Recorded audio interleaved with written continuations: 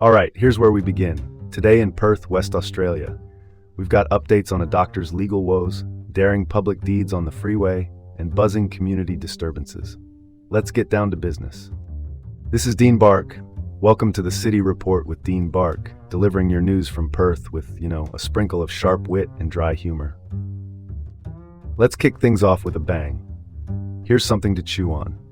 A Perth doctor, Dr. Rhys Bellingy, finds himself charged with manslaughter and dangerous driving after a high-speed incident resulted in Elizabeth Pearce's tragic death, controversially racking up traffic infamy for allegedly racing around Dalkeith at 130 kilometers per hour. That's, not just speeding, it's flying.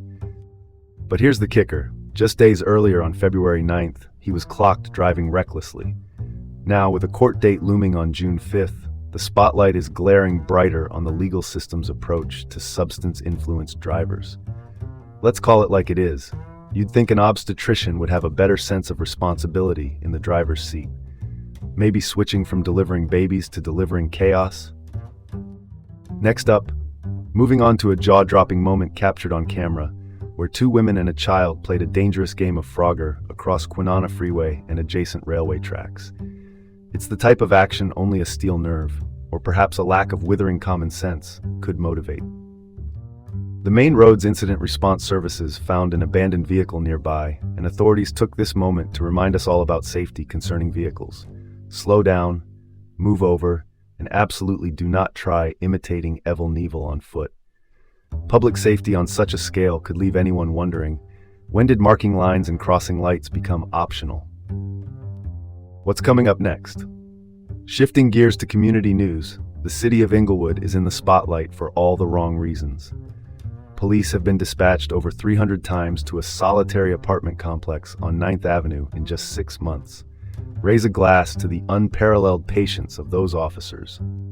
This frequent police activity, due to escalating violence and antisocial behavior, highlights pressing social challenges. Despite coordinated efforts with police and the Department of Communities, local residents still demand further measures for safety enhancement. Well, that's one way to foster community spirit, right? Let's transition to this.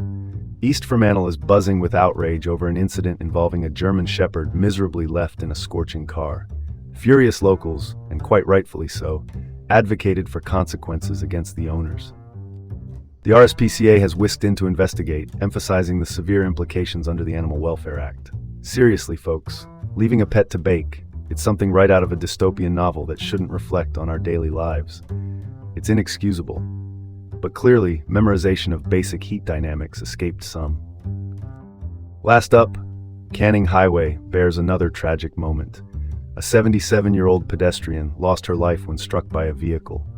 A chilling scene that shuts down the highway as investigations seek further insight, with a witness call-out for any dashcam footage. This somber occurrence renews the plea for urgent vigilance behind the wheel, a stark reminder of life's ephemeral nature. And folks, if there's a takeaway here, it's this. Safety is always in season. Nobody appreciates a hit-and-run theme on their daily drive. Well, folks, that's the story right there, and that's where we'll leave it on the City Report with Dean Bark here in Perth. Stay curious, stay safe, and remember to tune in tomorrow. Until next time.